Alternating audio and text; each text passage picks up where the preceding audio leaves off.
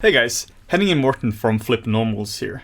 In this video we're just going to show some nice little cool features which a lot of people don't know about in ZBrush. So the first one we're going to start off with is, this is a feature I haven't really seen anyone talk about before. If you hold down the control key and you go over here to the interface, this works from top, bottom, left and right, and you drag. See this magical thing here? This is super cool. So now you can have super long UIs. Yeah, so if you want to have... This is also a way you can screw with your friends if you want to hide their interface. So this is pretty handy. It works on all of these, and also if you move stuff down on the bottom here as well. The way I use this is if you want to customize your interface, you can put stuff on the bottom here, and you can put additional stuff to the left and right here. So let's say you want to have like symmetry. You can put this up here.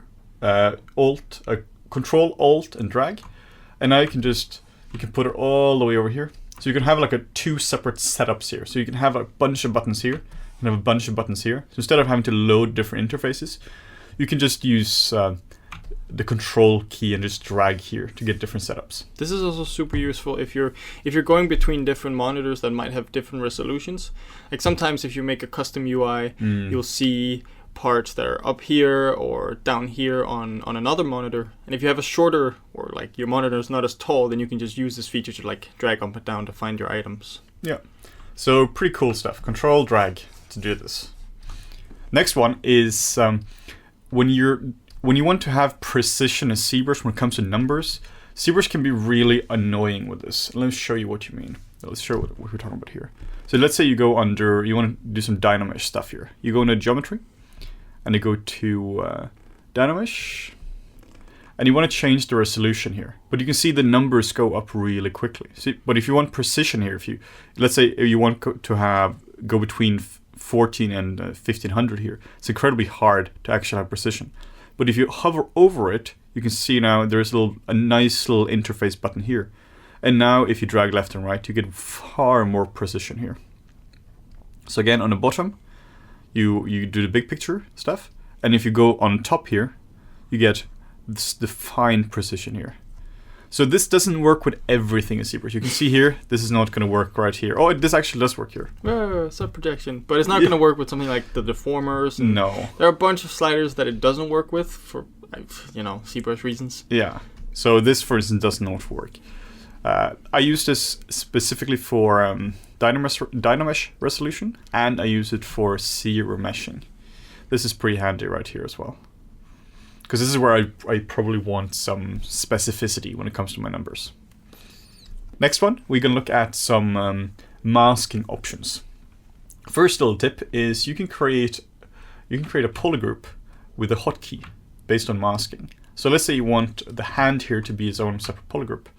You can drag, control mask it, control drag to mask, and hit the control W key. Control W will mask whatever is, or will make a polygroup for whatever is masked. So if nothing is selected, it will make a polygroup for the entire thing. And if something here is selected, it will mask specifically what has been masked out.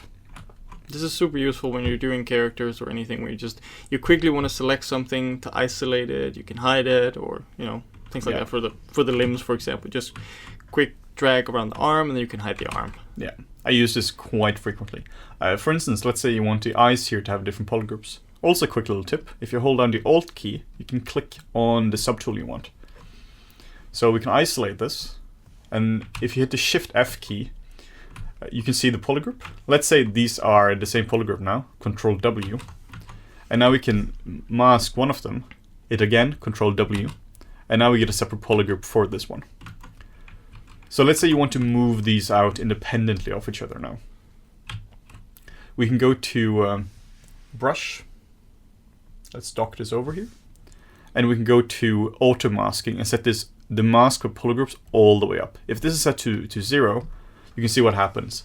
The two will follow the main brush here. So like if you have something like, let's say the teeth, or he had like 1,000 eyes, and you wanted to deform only one tooth or only one eye, if you split it into polygroups like this and you use the mask by polygroups, whatever brush you use, it'll only pick up on the first polygroup that you touch. Yeah. So you can deform only one polygroup. This is super useful. So you set this all the way up here, and now if you move it, do the same move action as I did before. It's just going to move the polygroup which is currently selected. Really handy stuff. Next one, we're going to look at backface masking. This is one of the features which will really save your butt. Let's say you're sculpting something like the ear. And one of the common issues here is that this gets it's just too thin of a surface. You can see stuff is going through here. Let's sculpt a bit more here. And if this is now a super thin surface like this, and we sculpt here, stuff is going to go through here. So it's not the mesh penetrating itself. It's just because the size of your brush is affecting the other side of the mesh at the same time. So you're sculpting on both sides of the mesh at the same time. Yeah. And if you're using something like the clay brushes here, this will screw up everything for you. This can be really hard to fix later on as well. Especially when you're sculpting on super thin meshes, it can be kind of difficult to handle this. Yeah. So the fix here is go to, again, brush, auto masking, and then backface masking. And if you sculpt here now, it's not going to go through. It's going through here, but that's just because of penetration. It's not actually mixing the two together, which is quite handy.